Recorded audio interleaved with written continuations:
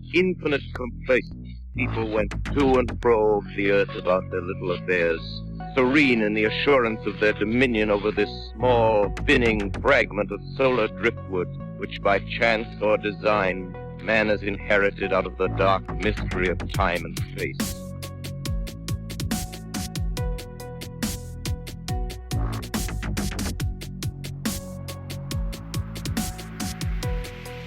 On this episode of Into the Fray, I welcome Craig on with me, and he is here to talk about what he says in his email are events that changed his outlook on the spirit world. Craig, welcome on the show.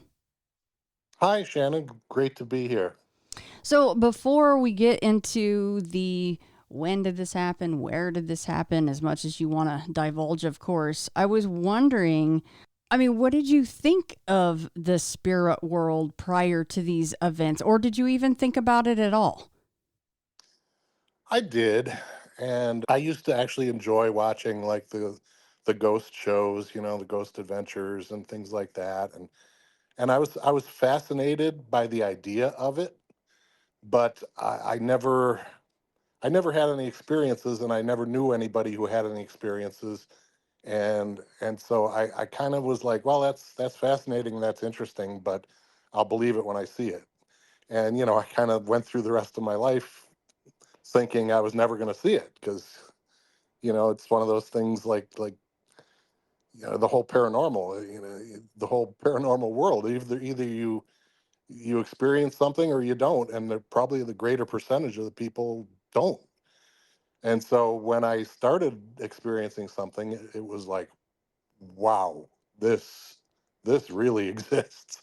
And so yeah, it changed my outlook completely.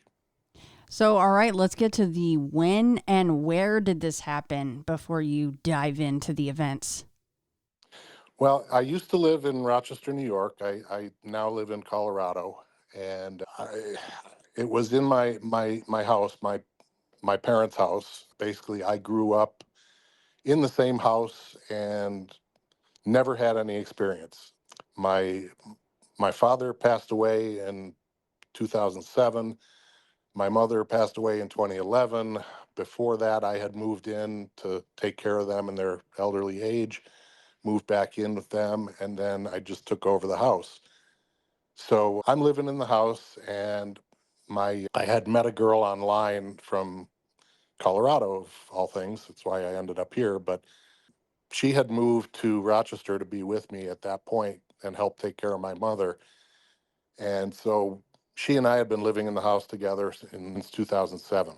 My mother eventually went into a nursing home and passed away in 2011. And then I think it was the Christmas after she died. She died in February. So it would have been probably around the Christmas season of 2011 was when it happened.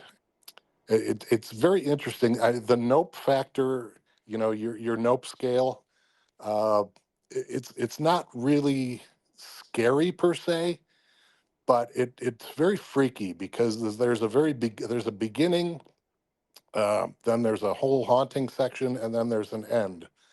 And a lot of the people on your show that have had ghost experiences, they kind of come and go for years, it seems like. But for me, it was the whole thing started and ended in like a month and a half. So it started in probably the first or second week of December of 2011 when my my lovely aunt and uncle, who are the Christian, God-fearing, lovely people from Cleveland, sent my wife, my then wife, and I a Christmas cookie gift box thing. It was it was like like a cookie tin, a lunchbox sized kind of Mm-hmm. cookie tin, and there were cookies in it, of course. And so we ate the cookies, and we had the tin. We just kind of stored it in the kitchen somewhere. And it was kind of an antique cookie tin. So it had like plaid, red and white and black kind of plaid look to it. It had a look of like the 1920s kind of antique tin. So anyway, that's we didn't think anything, of it at the time and enjoyed the cookies. And a few days later, we're we were in bed. We used to watch a show, and my ex-wife and I lived. Well, we slept in my basement because when I had moved back to take care of my parents, I basically converted. I finished the basement and carpeted it and converted it into basically an apartment. So I had my man cave down there, and I had a queen size bed, and the whole nine. And so that's where we would sleep at night. And one night, a few days after we got the cookie tin, we're watching a crime show or something. It's like 11, 12 at night. And all of a sudden, we start hearing this thump, thump, thump, thump above us. And, we paused the show and we're like, do you hear that? Yeah, I hear that. It sounds like footsteps. Yeah, I know. And, we're commiserating about what that could be. And it was like somebody walking back and forth above us with heavy footsteps. And we're befuddled. And so we listened to it for like 10 minutes. And finally, I'm like, I got to go see what's happening. So I walk up the basement stairs to the main level. And because the footsteps were in the living room, which was right above our bed in the basement. And I turn the lights on. I look in the living room. There's nobody there. I look down. Our dog, which was like a collie mix, she's laying there against the front door, curled up, sound asleep. Like she pokes her head up, looks at me like, "What are you doing up here?" She didn't seem alarmed or stressed or anything. So go back down, start the show again, and a few minutes later, footsteps again. And so, this would happen until while we turn the show off and lay there in bed, we listen to it for another half hour. You'd hear the footsteps, and eventually either they would stop or we'd fall asleep. And so that basically happened for like a week and a half. And the footsteps were at least, I would say, maybe not every night, but most nights, at least 5 nights a week, we would hear footsteps. And then they started multiplying and changing. It got even more bizarre. You would hear heavy footsteps some nights. You would hear lighter footsteps other nights, as if it was a woman. And then the really weird part was you would hear like thump, thump, thump, thump, thump, thump, thump, like as if it was like a 5-year-old, running in the through the living room. And it was so unnerving. I mean, it's like I'm sure people have lived in an apartment with people above them at some point in their lives. A lot of people have. And it's like you hear everything that happens above you. And you hear people walking around, you hear people going to the bathroom, you hear somebody going in the kitchen and slamming cupboards. That was what it was like. It was like we had a family living above us, and yet every time I'd go upstairs, nobody's there. And so it was very strange, Shannon, and that was the beginning of it. That's kind of how it all started, was with the footsteps, and then it kind of morphed from there. Craig, would there have been a young person that would have passed at any time in your extended family that, if that is, I mean, where my brain goes is that's, your mom and dad kind of coming back to say hello or say they're okay in their own way. Would there have been a young person that had passed on at any point that you know of that would come back with them maybe somehow? Not that I'm aware of. No, I mean, is that not a where, young. yeah. Because those, I thought of that. I wonder if it's like a time travel thing where maybe it's me, oh, like interesting. Yeah, I didn't coming think back about and like that. doing that, and maybe we're in the basement in current time, and maybe somehow the living room turns into 1972. Oh, see, no, I didn't even think about that. That actually is pretty heartwarming because yeah, like happier times when people aren't ill and passing on and going through all these hard changes, right? Like when you were young and still in that house and you're pitter pattering around the house. Maybe. Maybe it's and here's the other thing I wondered, like if it's spirits, why is there weight associated with it? Because Mm-hmm. like the footsteps were weight. I mean, you could feel like the house, the floor, the ceiling of the basement and the floor above us, you could feel like vibrating as the foot would come down. You know, you could feel the footfall weight. So I always wondered about that too, like why spirits have weight, or at least when they want to. No, so what did your girlfriend say about all this at the time? Well, we both were kind of freaked out about it. I mean, it was really puzzling, and we couldn't really make out what was happening. And you know, we were telling our family members and friends, and you know, we were getting all kinds of suggestions. Oh, it's squirrels, or you know, or you have you know, there's some kind of animal on the roof or whatever. I'm like, well, yeah, maybe on the roof, but not above us in the living room. Yeah, nothing seemed to make sense as that went. Uh, Those damn bipedal squirrels in the living room and kitchen will get you, yeah, you know? yeah, exactly. That would be The worse one than thing, a spirit, though. I mean, if you're asking me oh yeah, you're to talking try need an it, exterminator then. yeah, that's a big one. So sorry, you were going to say. I was going to say the one thing I never even thought of that I wish now looking back at it that I had done during this whole footfall thing, and I wish I had put like carpet fresh or talcum powder or something on the carpets at night before we went to bed, and then came up in the morning and see if there were footsteps in the carpet fresh. You know what I mean? And I we never did that. I wish I had the thought process to try and do that, but I didn't. But And every day, every time the footprints, they would go from one, right above us was the living room, and then behind our heads was like the steps to the second level of the house, and then in front of the living room, like if you went down the steps through the living room, and then there was a dining room if you turned right. And every night the footprints or the footsteps always went the same direction, back and forth. They never went through the kitchen, which would have been like a little bit of a side jaunt. They always went through the living room to into the dining room. So I always found that interesting too, because it would have been a different sound if they had gone through the kitchen because there's no carpeting. okay, interesting. So essentially the same exact path every time as well. So they would be light or heavy, but they would follow the same path. Right.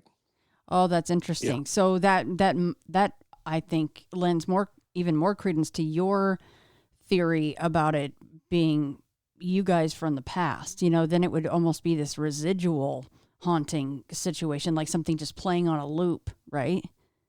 Yeah. Possibly. Did your dog ever react to any of these footsteps at any point? No. No. That was the another puzzling thing. The dog never seemed scared or anything. Every time we'd go up, she'd be laying there in front of the front door and curled up, like not seemingly not bothered by anything. So I guess either they ignored her, or you know, didn't touch her, or didn't pet her, or just pretended like she wasn't there, or whatever. I don't know. Was she around when they were both still alive? Did she know them? No, Okay. What no. about did this happen around the same time of night every time this happened? Yes, and that is another strange thing. We never noticed it during the afternoons or early evenings. It was always like around bedtime, like when we would lay down to watch our show and get ready to go to sleep. It was always around then, like 11, 12, 1 o'clock. We were night owls, so we were usually going to bed at around midnight, give or take. And it was always around then. It was never, if we took a nap during the day, because I used to work in radio, so I was always doing overnight shifts and working weird schedules. And so there were times where, you know, I would take a nap from like 4 to 6 or whatever, and in the afternoon, and never heard anything, no footsteps, no nothing. Yeah, because some people might say, "Oh, well, I mean, once you're settling down, you're paying attention to more, and the TV's not probably blasting. You're not running the dishwasher and doing whatever. And of course, you would pay more attention to things. But what you just said about taking a nap, well, then things would be quiet then too. So that is, again, right back to this kind of a thing playing on a loop. Did you or your girlfriend ever say anything out loud? Like, who are you? What do you want? Like, what are you doing here? Anything at all out loud? Yeah, I don't remember really ever trying to talk to it.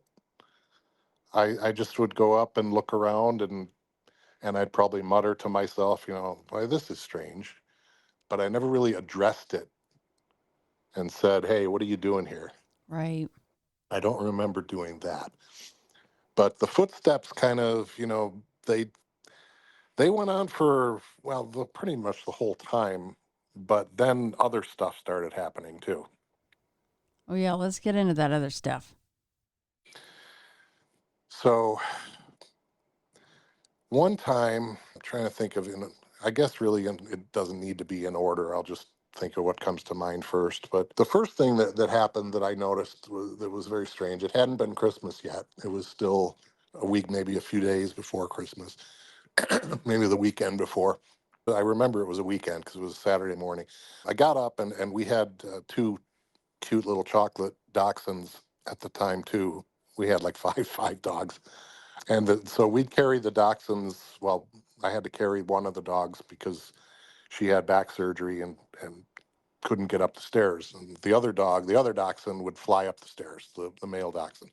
So I'd carry the female dachshund up and take them outside, and the other dachshund would run out, and then the other dogs would join them, and they'd all go through the sliding glass door. We had a family room, which was an addition on the house that was on the other side of the dining room. And so I'd have to walk through the dining room and then into the family room, and then the sliding glass door, open it out to the porch and let the dogs out in the backyard. So that's what I did. And one day I came back in from letting the dogs in, and it was morning, and I noticed that the fiber optic Christmas tree that we had in the corner of the living room was on.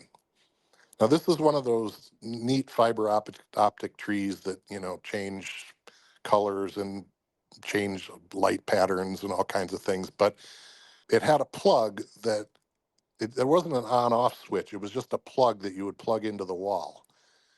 And so I'm like, well, I'm thinking in my head, oh, geez, she forgot to turn the tree off last night when we went to bed. Well, I'll mention that to her when I get out of the shower. So I unplug the tree. I go upstairs. I take a shower, and I come back down, and my ex-wife's making breakfast in the kitchen, and I said to her, "Hey, honey, you forgot to unplug the tree last night, the fiber optic tree. I had to unplug it when it was on, and I unplugged it when I came in." She goes, "That's impossible." And I said, "What do you mean?" She goes, "Well, when I came up the stairs, I noticed it was on, and I unplugged it." I'm like, "What? How could you unplug it? I just unplugged it 10 minutes ago." Well, somehow it got back on. So because she maintained, she swears to God she had to unplug it when she came up, and she came upstairs 10 minutes after I did, probably. So not only was she sure that she unplugged that tree at the beginning of the night, but she also unplugged it. Somehow it got plugged back in after I unplugged it, and then she had to unplug it again when she came up 10 minutes after me. So somehow there's something with hands in the house that's plugging this Christmas tree into the wall. And that really kind of freaked us out because there's no explanation for it. I mean, how do you explain a plug that needs to get plugged into a wall being plugged into a wall without either of us doing it? Yeah, wouldn't it be wild to have footage of that just lifting off the ground and being Yes. plugged into the wall? I mean, the thought of that, like what you were saying about the footsteps, that they're actual physical ramifications each time whatever or whoever it is hitting the floor, this is the same thing. I mean, but Yeah. then your mind goes, oh my gosh, well, what are you going to do? Like turn the oven on next? Like this is Yeah. a whole new level. Yes, it was. And that was really what freaked me out, is that if it's capable of doing that, what else is it capable of doing? Yeah. And also it gave me a bit of a shudder because that had happened at like 10:30, 11 o'clock in the morning. And, the only things we had heard before were around midnight. So that means there's something active going on in the house at other times in the day as well. So it's not just limited to bedtime. A little harder to dismiss, even though the footsteps are not just this small thing, by the way. I mean, if people really thought about, just take the footsteps. If footsteps it started in my house like that, one night, okay, maybe you're tired hearing things, 2 nights, 3 nights, 4 nights, Hmm. 5 nights, you're going, okay, no, there's really Right. something going on here, and it would be creepy as hell. Yes. And that's just for the And footsteps. yeah, and exactly. And then you start thinking to yourself, what do we do about it? Right. Because then that's the natural next thought is, okay, we have something that we can't explain that's going on in this house. Either the next question is either how did it start, what is happening, or what do we do about it?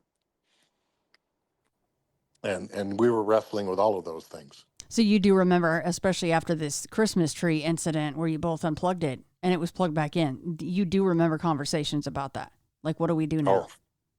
yes. Yeah, for sure. And we were like, well, nothing bad has happened. I mean, it's not starting any fires or killing our dogs, or there's nothing that's bad that's happened. It's just kind of playful type stuff, I guess you would say at first. And the other interesting thing is, my father really liked he loved Christmas, and he really liked Christmas trees and the lights and the tinsel, and he would ask my mother to put the Christmas tree up, right after Thanksgiving, and he would have really enjoyed the fiber optic tree, because I don't know if they were even around like that when he before 2007. Yeah. So he would have thought that was the coolest thing. So I can picture him being like, I want to have this tree on, and just turning it on. So if it was him that was doing it, I could see it. I mean, it made kind of some sense to me that he would think that's the coolest thing. That is cool. Yeah, he'd be like, "Hey guys, I know it's 10 o'clock in the morning and it's daylight, but hey, let's plug this thing in. It's almost You said it was like a week before Christmas, something like that, right? Shortly Yeah, before, yeah, so he would be like pumped up about it. yep, Aw, exactly. I like that. Well, it was a nice thought, that even though in the midst of being freaked out by it, it was kind of like, well, if it is my dad, at least that's kind of a pleasant thought. Yes. So there was that incident. And then maybe about a week later, again, I think it was a weekend, so it was probably the next weekend. I was working the overnight doing news. I had a crazy schedule. I had to work the hockey game the Friday night, and then I would finish the hockey game, do the post game show, and then sleep on the couch for a few hours, and then get up and prepare for the newscasts. And I would read the morning newscasts, the other station of the cluster, the AM station, the 50,000 watt one. And I would read the news from 5 a.m. till noon. And then I would get home. I'd take the bus, 'cause I don't know if I mentioned, but I'm legally blind. And I was at the time. I had just stopped driving. So I used to have to bus home. And by the time I get home, it would be about 1 o'clock. And this Saturday, I'm walking home from the bus. My then ex wife, or my then current wife, now ex wife, she was leaving for work to go. She was a hairstylist, so she had to work the afternoons. And so she's got to be to work at 1, and I'm coming home around 12:40. And I remember I'm walking down my street coming back from the bus stop, and I see our car, back out of our driveway, and she leaves for work, and I'm probably about 6 houses down. So that gives you an idea of the distance. So, it takes 3 to 5 minutes probably for me to walk those 6 houses. And by the time I get home and I get my key out and I unlock the door and I walk in the kitchen and I open the door, and the male dachshund Leroy is standing there looking at me like, "Hey, how you doing, pops?" And I'm like, "Leroy, what are you doing out here?" Because our practice was we always leave the dachshunds in the basement because that's where the potty pads were and everything. So, and the female dachshund can't do the stairs, so she wouldn't have tried to come up anyway. But the male dachshund, he can do the stairs, and so he's in the kitchen, and that's very unusual. So I call her when she gets to work, and I said, "Hey, honey, any chance you left Leroy out? Didn't put him in the basement?" And she's like, "Oh no, he was definitely down there." I was like, was the door closed and latched?" And she goes, "Yeah, I heard it latch." So the basement door was closed and latched when she left. And I come home maybe, like I said, 3 to 5 minutes after she had left. And somehow either that dachshund was able to get on his hind legs and reach up and learn to use a doorknob, or somehow that door got opened and Leroy got out into the kitchen. So again, another instance that's completely unexplainable. There's no other than the fact that she's wrong and she did not latch the door, but she's certain that she did, and I believe her. There's no explanation for that. Oh, Leroy. I mean, dachshunds are long, but they're not that long and they don't have hands, so that's a problem. That's exactly right. And their mouth is too slippery. That's right. Those long snouts aren't going to be opening any doors anytime soon. That's exactly right. So again, very puzzling, very but benign. Nothing. Again, nothing really bad could have happened. I mean, Leroy would have been able to run around the main level of the house for a few hours, if I hadn't gotten home. Nothing really scary, just again puzzling and befuddling and weird and unexplainable. And I should also point out that there were points in time during this whole instance where when we'd be watching TV at night, not only in the basement but in different parts of the house, we had TVs in the living room and the family room and so forth, and the TVs would either change channels or turn on and off. And that would happen, not every day, but once or twice a week, maybe, enough for us to go, "Well, did you just touch the remote?" "No, did you?" "No, I didn't." And it seemed like for some reason, the channels would either go to the Dukes of Hazard or the Home Shopping Network. Okay, so is that a tie-in to your mom and dad somehow? It's possibly. I mean, my dad did like the Dukes of Hazzard, and my mom was a shopper, but she didn't Ah, buy things off the Home Shopping Network. She liked to watch it, but it's possible. I mean, even if she never bought a single thing, I'd say if she liked to watch it, that's definitely a nod. And if Dad liked the Dukes of Hazard, bless him, amazing show. Yeah, that is really cool. Oh, and the Food Network. That would get switched to that a lot too. And she liked to watch that. Yes. Oh, Yeah. So again, some very puzzling stuff. I mean, was there a point when? I mean, I suppose the Christmas tree. It did it click back then, or then at the tree point, you're like, okay, maybe this is Dad, and then with the TV thing, you're like, okay, well, it's one or both of them saying we're here, we're okay. At what point did you kind of go, this is one or both of them? I think it was a wishful thought that it was them, but I didn't know for sure because I would have thought that they would have done something more to let me know it was them. if it truly was. So I didn't know for sure. And I don't know how to explain some of the things like the Christmas tree. Yeah, I could kind of, if I stretch, I could say, yeah, I could see my dad liking that or wanting to do that. My mom too, for that matter. See, at the same time as I say that, and you've heard the show, at the same time that I'm going, oh, that's so sweet, and it sounds like your mom and or dad. There is that whole side of this unknown that has this trickster element, and they do know us, and they would know your mom and dad and what they liked and what you would pay attention to. So we can't just discount the other side of things too. That it was never them. We want it to be them.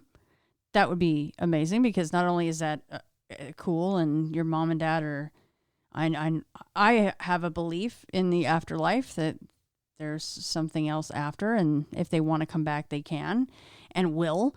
But there's also the other side of things. So I don't know. Right. Yeah. It's ethereal. It's hard to say what's going to happen. Whether there's a door you can come through and come back if you want or not.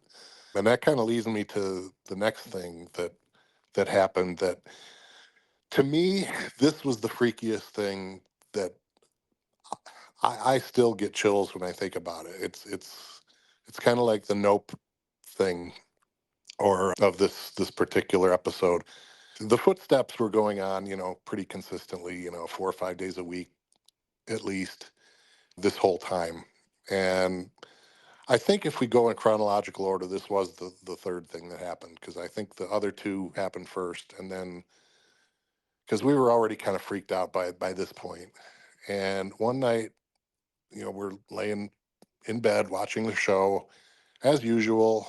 The footsteps kind of start, and we listened to them for a little while, and then they stopped, and we're like, oh, the footsteps stopped a little early tonight. That's interesting.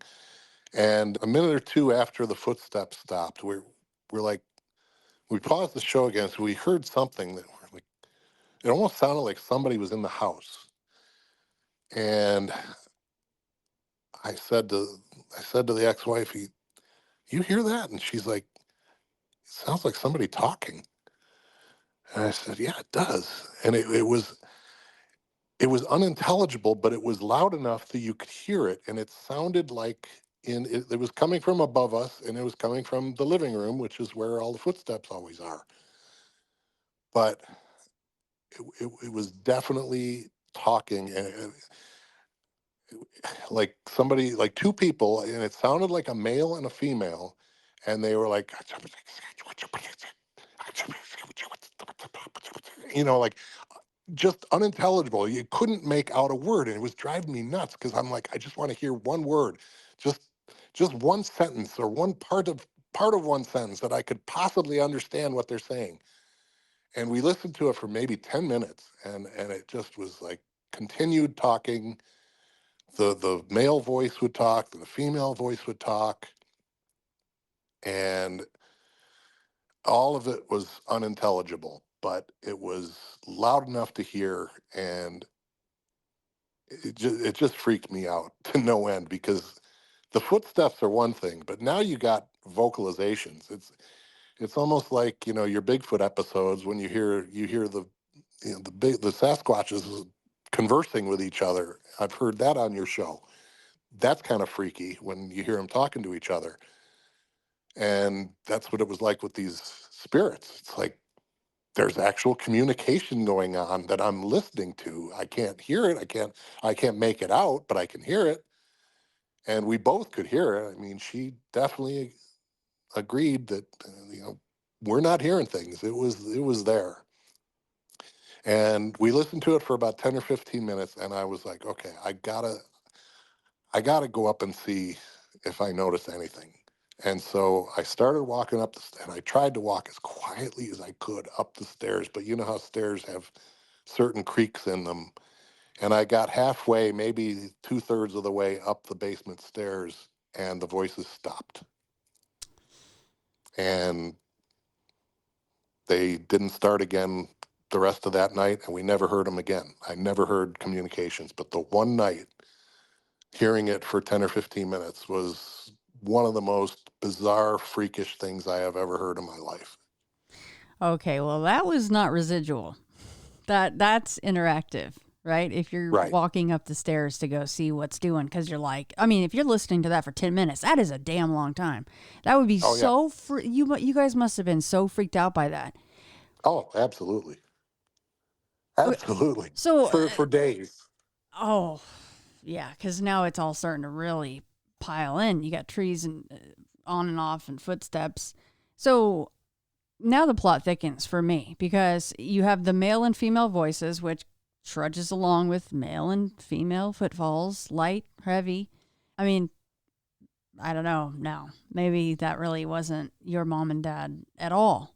Do you know anything about the history of the house? I mean, this is New York. Everything on the east side is much older than I have out here on the west side of things. Do you know Right. anything about that house prior to you guys moving in there and you growing up there? It was part of a development in a part of town that started around 1962. I believe the house was built in 1963, so it's not a hugely old house. My dad moved in 1964, I think, after it was completed, and he actually lived in a house down the street first, which was built a few years earlier than that. And then they built this newer house, and he left his first wife and moved in with my mother down the street into this house. And so I was born in 66. The house was born in, or was, they moved in 64. So it was pretty new. There were no families that lived there before my dad. And like I said, my whole childhood and through age 40 something, never a single haunting experience. So there was nothing, nobody died in the house, no residual that would make any sense. My dad didn't die, well, it's hard to say. My father had a heart attack in 2007, and I was in the house and I had to try to do CPR on him and everything, and the paramedics came and they revived him, and they got to the hospital and he passed away again. So did he pass away in the house and then got revived and pass away in the hospital, or did he? We don't really know. That's Right. for God to answer. But so I don't know if that's possible if he died in the house and his spirit still was there. But it's conceivable, I guess. My mother did not die in the house, so I know that she was in a nursing home. And I agree with you in that you brought this up that the voices incident was a one and done. And why is that? But the footsteps were over 5, 6 nights. Why? Why did the voices only happen once, but the footsteps continued? Oh yeah, then they S- continued after the voices for another couple of weeks. right. But isn't that funny Yeah. then? That same night that the voices happened, the footsteps were going on. You guys are like, here we go again. And then Yep. those stopped to have the voices begin. So they weren't, those two incidents were not inhabiting the same space at the same time. Now, I don't know what that means, if it means anything, but that's interesting. To my recollection, which could be faulty, but to my recollection, that's how it happened. That it started off the night with footsteps, and then the footsteps stopped, and then the voices started. Now, did the footsteps start again after the voices stopped? I cannot remember that night particularly. I think we were too freaked out by the voices to remember, honestly. I don't But blame you. it was, I yeah, don't. it was.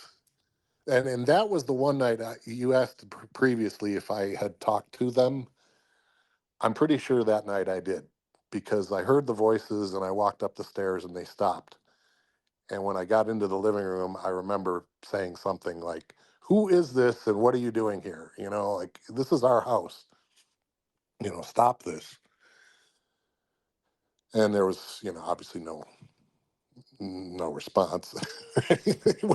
Now that would have been even freakier. Wow, hi, nice to see you. Yeah, it was bad enough. I mean, I've said it so many times. Like, if you go to a haunted location, that's what you're looking for. That's what you asked for. That's what you want. But you don't want that in your own house because guess what? We human beings need sleep and we need peace and we need to feel safe in our own houses. Yep. Now, I will say that I mentioned this in my email to you, but I'm saving it because the story that I'm going to continue with later on does kind of tell me who those voices were. But I'll get to that later. So, after the voices happen, the coup de grace, I guess, and this part freaks my ex-wife out more than it does me. The voices freaked me out more than anything. But the last thing that happened, and it was kind of the thing that made us decide that, okay, enough is enough. We've got to do something about this. One night we were watching TV in the living room, and that's where I had my PC at the time. And so I'm on my PC, and my ex-wife's on the couch behind me watching TV. And we had recently gotten a couple of cats that she inherited from somebody that she used to work with or work for or whatever doing hair, one of her clients. And we took in these two cats. And so one of the cats was really, really shy and scared and new surroundings and so forth. So that cat had basically run upstairs and claimed the middle bedroom on the second level. And he would either lay under the bed in that room or on top of the bed or whatever, and he would rarely come out. Because I mean, it was like a week or so after we got him. He still hadn't assimilated yet, and was really scared. Didn't know us, didn't know our dogs. Just scared to death. So we had two baby gates. We had a baby gate that was at the bottom of the staircase to go to the second level, and we had a baby gate at the door to that middle bedroom. And we would alternate them basically because we didn't want the dachshunds, as dachshunds would do with a new cat in the house, terrorize him. We didn't want the dogs terrorizing the new cat. So my ex-wife would put these baby gates up.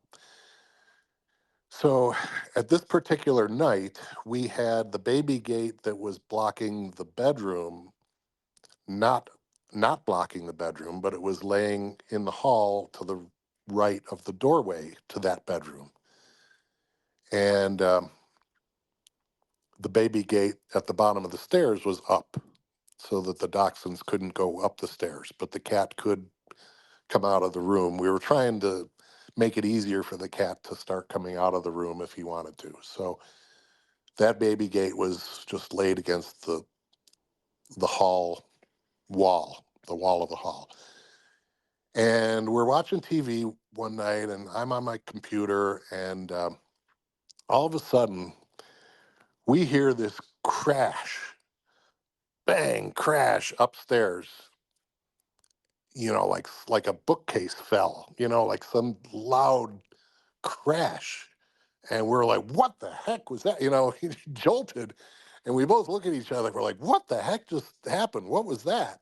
And we're thinking, did the cat just jump on something and knock it over, and it just made a big clattering noise, or what?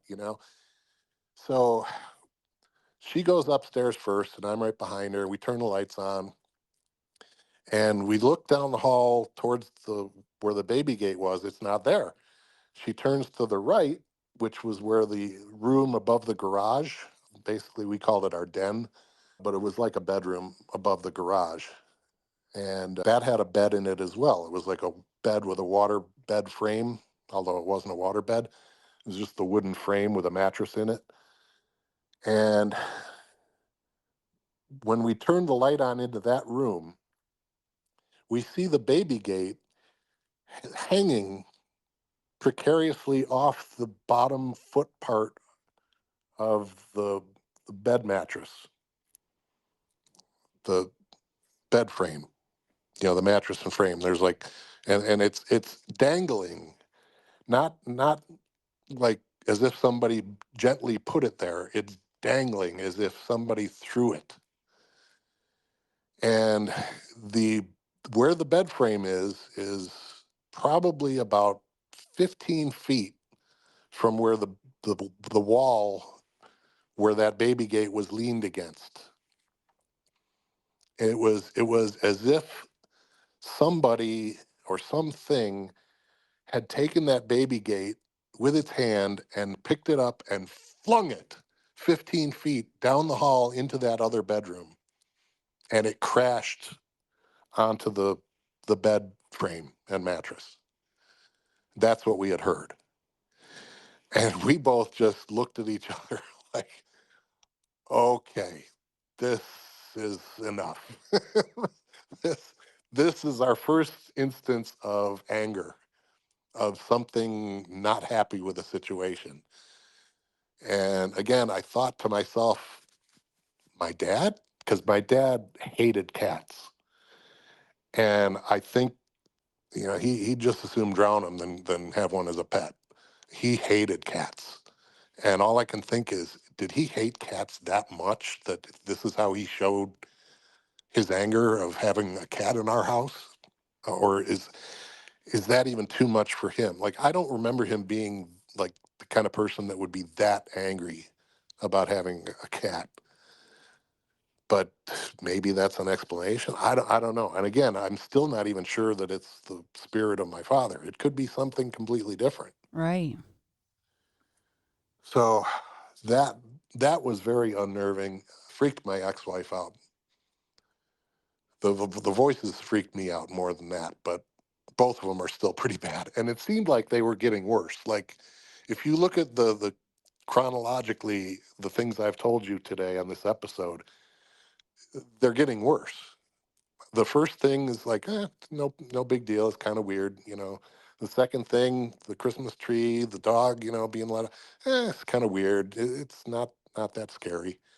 And then, the voices, like, okay, that's really bizarre. And then the gate being thrown down the hall, crashing on the bed frame, is like, okay, this is getting worse. What do we do?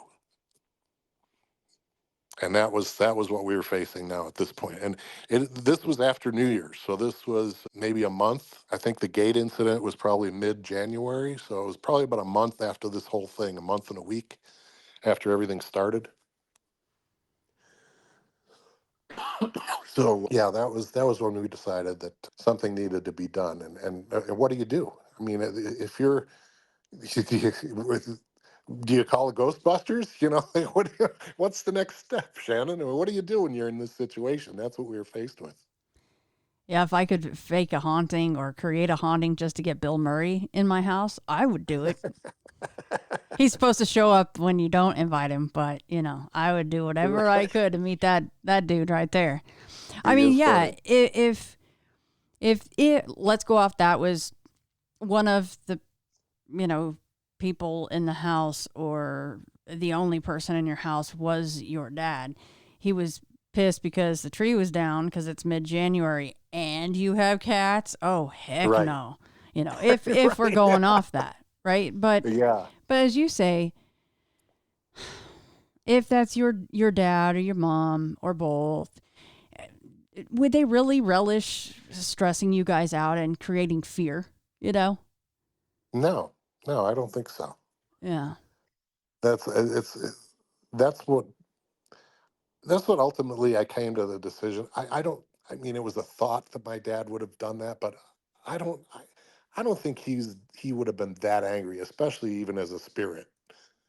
You go to the next level and you're filled with light and love and heavenly thoughts, and you're not bothered by a cat being in your old house that you're not even living in anymore. I mean, Yeah, to me, it Craig, seemed, how dare you get a cat? yeah, I would throw this across the room. Yeah, yeah, now it's seeming less and less like that's the case. right.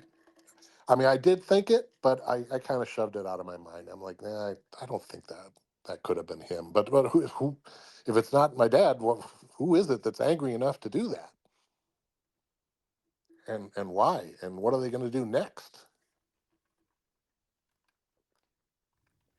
So anyway, that was pretty scary. So I put out the feelers to all my friends and people that I know, and I'm affiliated with a group that has banded. Basically, it's the Curatoremi Research Foundation, the CRF.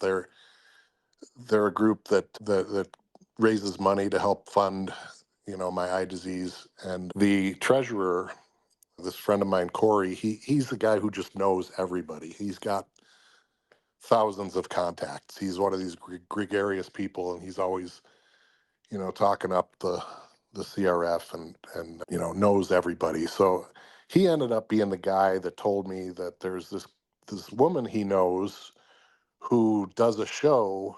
I think it was called Ghost Mafia Radio or something. I think it was a radio show too. Now that I think of it, because we're talking 2011, so it was a while ago.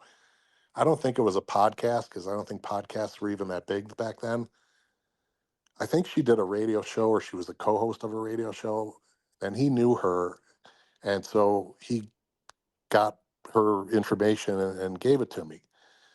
So I ended up calling her. Her name was Lisa, and she luckily would talk to me, and she started asking me questions about my house and about the haunting.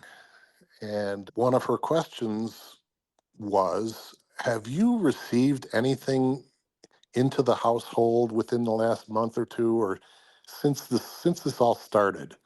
Do you remember getting anything that was like small, kind of square shaped and very antique looking?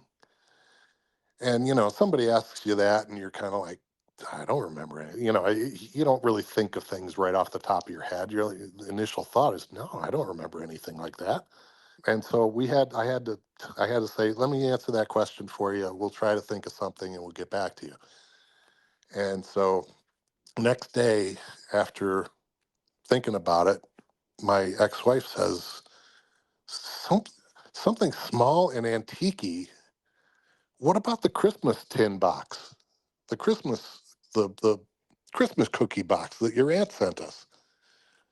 I'm like, oh yeah. I said it could be. So we called up this Lisa woman and said, could it possibly be a Christmas tin box? And I'm holding it in my hand, and she says, that's it. It's red and white and black, plaid. I go, yes, exactly. She goes, that's it. I'm like, okay, what do we do? What is it? What? Okay, what is it? And she's like, well, there's a negative energy attached to that box. And I'm like, well, how did that happen?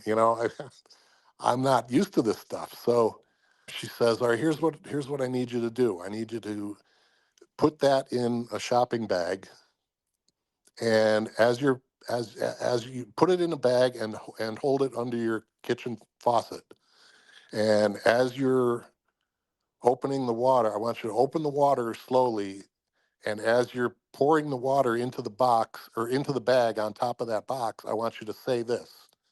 And she gave me like this some, something to recite. I can't even remember. I'm not even going to try to remember, but it was, something like you'd see on a ghost show. And so she says, okay, now I want you to tie the bag with the water in it and put the whole thing outside the premises. Take it out of your door, put it outside. So I follow the instructions. I tie the bag off and I bring it out, put it in the driveway, to the side of the driveway. And so then I come back in and she's talking to me some more, and she says, do you have a fireplace? And I said, yeah, it's in the living room, the addition. And she's like, okay, well, my spirit guides are telling me that right to the left of your fireplace, there's a portal has been created by that object that had the negative energy that you just got rid of. There's a portal that is in your family room to the left of your fireplace. And then that's where these spirits have been coming and going from. They come through this portal, and they're free to walk around your house and do footsteps in your living room and voices and trickster things and what have you. And so we need to close that portal. I said, well, how do we do that? And so she says, well, I need you and your wife to be here at the same time. So my wife was at work at the time. So I said, well, that's not going to happen. She goes, well, I need to have both of you. And I said, okay, so we'll call you back tomorrow. So I call back tomorrow and both of us are there and we get her on the phone and she's like, okay, I need you take your wife's hands. I need you to face each other and hold hands. And I need you to stand in the center of the household.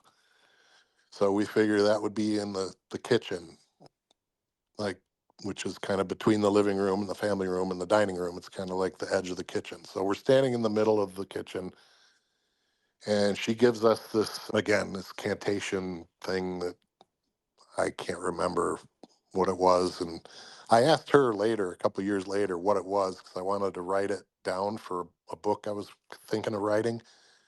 And she couldn't remember it. She's like, I don't. It's just my spirit guides tell me what to say. So it's not like something written down that she reads off a piece of paper. She just kind of wings it. But it was something to the effect of this house is filled with light and love, and all negative energies must leave. We're closing the portal. You know, something to that effect. And we had to repeat it, 2, 3 times, and that was that. And once we did that, that was it. It was the most strange thing. All the footsteps stopped. There was never another incident. I never heard voices. There was never any more strange happenings or hauntings. It was like just taken care of and stopped. And it was like it was so bizarre because it worked for me, but I see a lot of haunting shows and I don't know if you've ever watched the show A Haunting, Shannon, where a lot of times that same kind of thing happens and they'll try to sage it. They'll sage a house and they'll do this and that and they'll have spiritual blessings from a priest and what have you. And sometimes it works and sometimes it doesn't. And thankfully, it worked for us because everything stopped. Did you ever ask where in the world your aunt got that cookie tin? No, no, I never asked and I never told them because I didn't want them to feel bad, or feel guilty. My aunt has since passed on. My uncle, God bless him, he's 100. He's turning 100. But I never told either of them after it happened because, I think you'd feel weird if somebody said, hey, that thing you gave me, hey, it gave me a haunting, Yeah. So I never said anything to them. And maybe they'll know now. I don't know. But because I'm sure that they might hear, some of my relatives might hear this. But yeah, it was so puzzling that the way it started and what happened while we were being haunted, and then to have it was something like out of a show. Like I felt like I was living a ghost show when this was happening. I'm like, this can't be my life. This doesn't happen to me. This is like stuff I watch on TV, and it was happening. And then it ended and I'm reading this cantation thing and praying and it works and it worked. And the whole thing, like I said, it's not a scare, it's not a huge nope thing. I know a lot of your shows are more, you get chills from it, but it was enough of an experience to realize that there is another world. There is an ethereal world. There are spirits that come to us. I don't know how it works. None of us know how it works. Is it a different dimension? Is it actual ghosts from people that lived before? What is, we don't know what it is, but there is something. And this whole experience convinced me of that. No, there is plenty in open there, Craig, I have to say, because as I said before, it's not like you were at Waverly Hills with your REM pod and your, EMF detectors and wanting Right. that to happen. This is your safe space. But something that you said about the ghost shows, and even take the shows out of it if I don't want to trigger anybody. But it just Right. take a Actually, I don't care if I trigger anyone. Who gives a crap? But I say constantly things that trigger people, but that's just how it is. No, but so is it like take a location that say that there was an object or a person that came in that brought something dark that had been there a really long time. And I mean, even somebody like my friend Shanna that's been on several times, and they I've heard her. they still have things going on, and that's a part of that is, and it's all conjecture, but that it's something that's been following her family around for a very long time, right? So what's interesting, and that just zapped my brain when you said it, is the fact that all of this happened in about a month and a half within you Right. getting that tin. So maybe the fact that not only did Lisa help to hone in on here's the problem, here's how to fix it, blah blah blah. You go through the steps and it works is because maybe it's like some kind of a sickness that can permeate through walls and into the foundation and into the land or something. I don't, I'm getting really like wax poetic here, but maybe it just didn't have enough time to take hold that you guys doing that.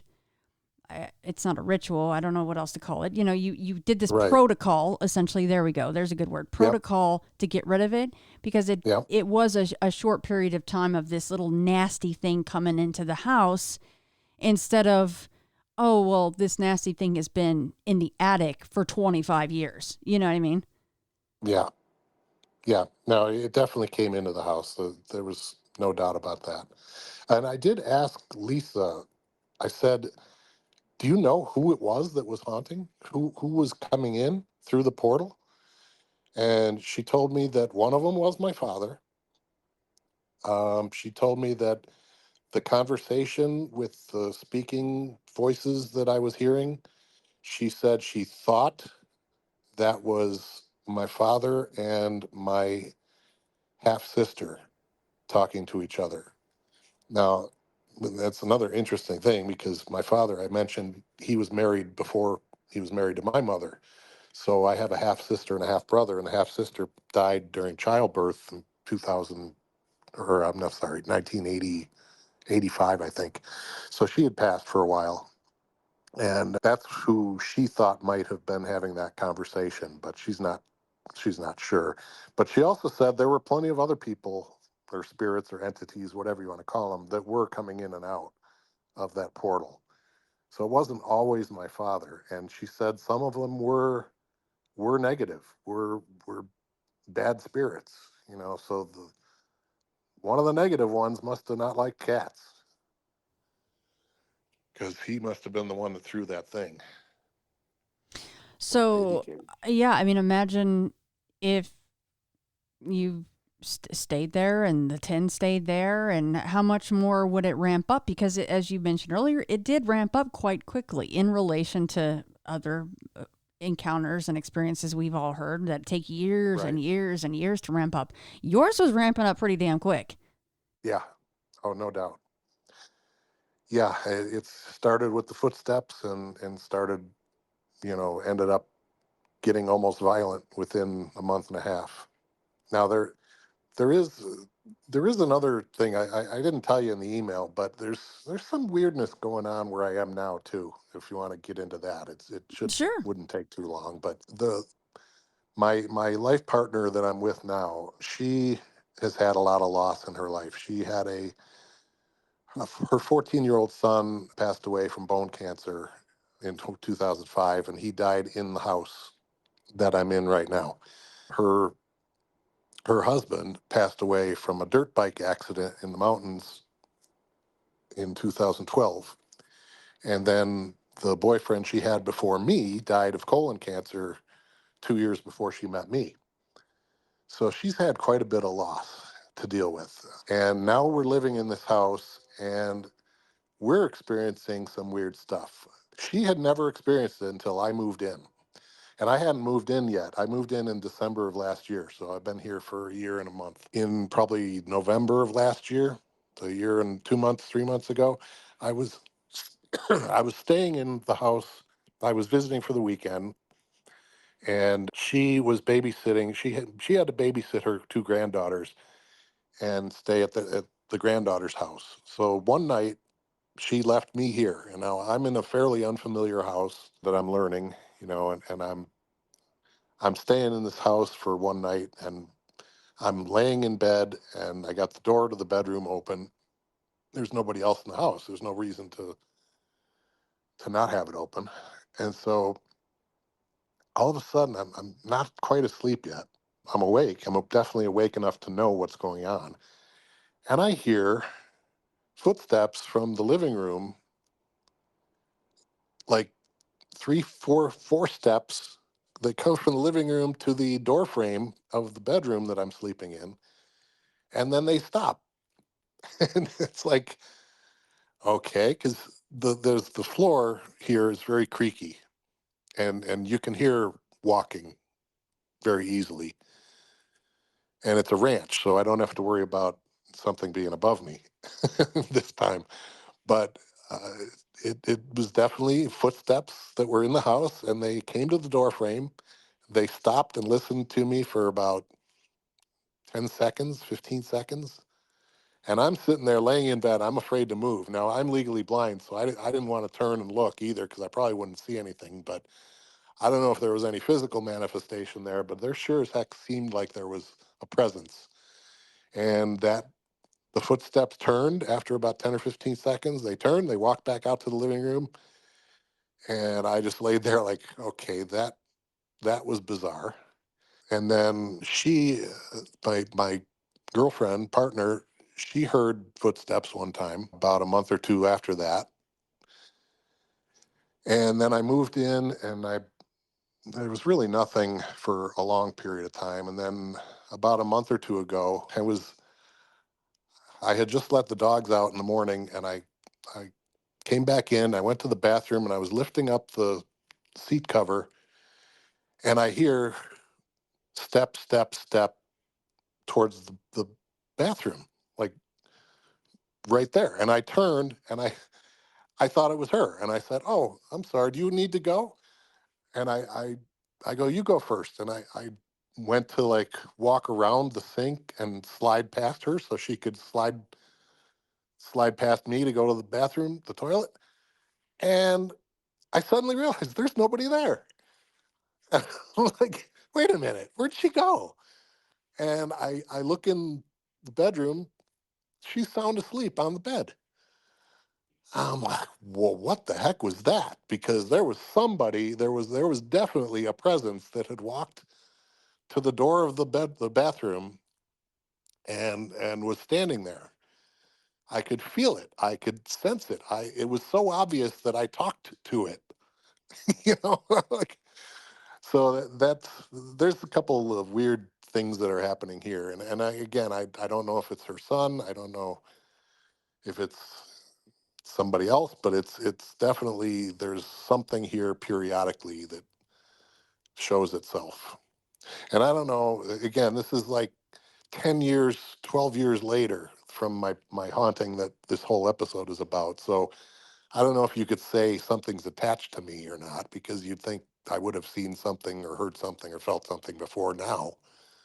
I think it's something in the house, but what it is, I don't That know. could be, however, something that I've learned, and not that anyone really knows anything. I certainly don't, for sure, of course, but is that these things, they don't have a problem biding their time and maybe making you think things are cool and chill. And even someone like Shanna and Debbie will have little lulls in time, or long lulls in time, and they're thinking, oh, maybe things are cool, and you know, whatever the hell that is, went on to the next, wherever they're from, other dimension or other place. Right. You might be spot on, of course. You might be, as you say. Unfortunately, your partner has had a lot of loss, a lot of horrible loss. But the fact that, again, we have footsteps, but now you had this essentially, for lack of a better term, you saw an apparition.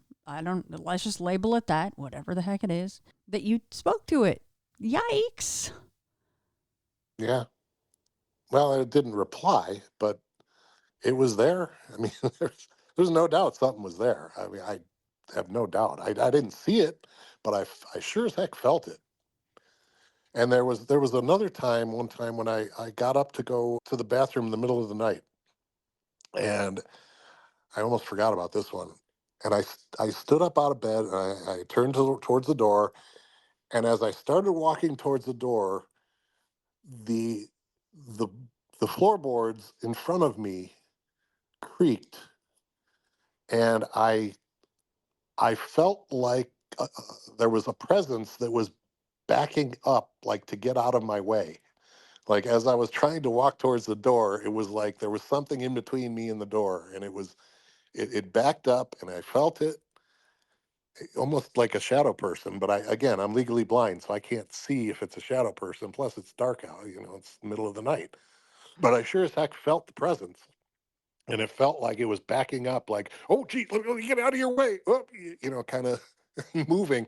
And the floorboards creaking in front of me, not as I'm walking on it, but in front of me. So that was doubly puzzling too. But those were the only three incidents that I've experienced here. Oh, the TV did turn on a couple of times when we were in bed, and like all of a sudden the TV in the bedroom turned on. We're like, hey, I didn't touch anything. Did you? No, I didn't touch anything. Was it So on the?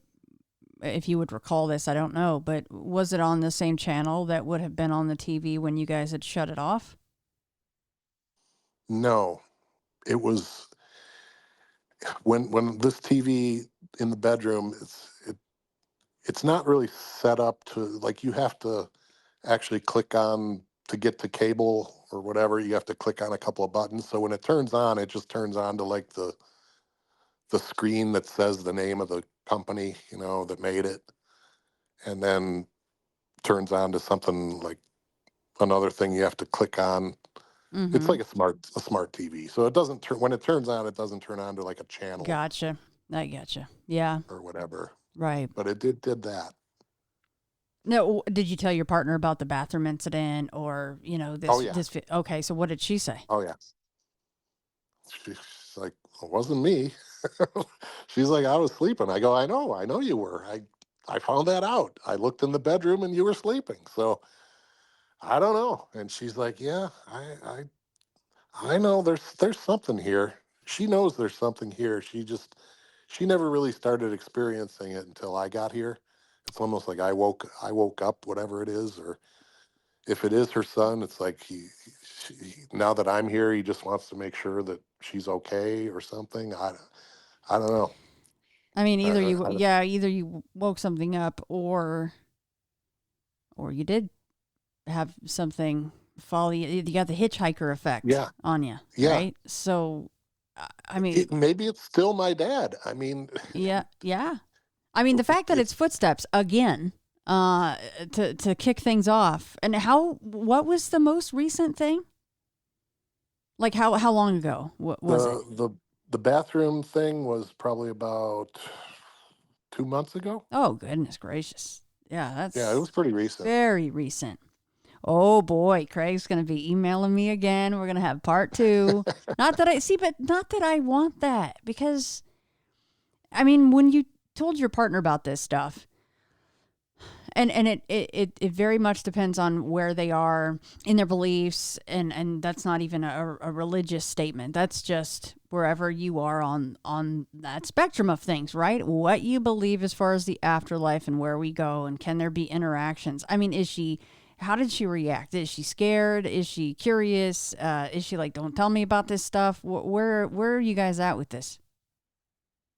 She's curious, and she's fine with it. She's not upset or freaked about it. I think she'd like to think that it's her son or something, or Right, or her husband. I right. think she'd like to feel like it's them.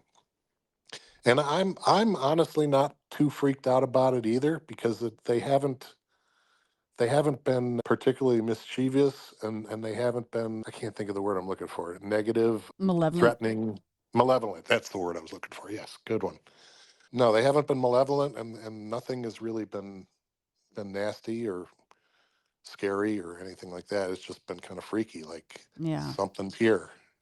I mean, let's hope it stays that way. I mean, it's nice to hear that whatever that one was that was kind of mirroring your walk to not be in your space, at least it was respecting your space. It didn't make you Right, walk into it or right. make you feel like it was kind of puffing up on you. It was trying to get out of your way That's what it somehow. felt like. But Yeah, exactly. interesting. I mean, I do hope that it doesn't ramp up at all. I do hope that you keep in touch with me though and let me know if anything else happens.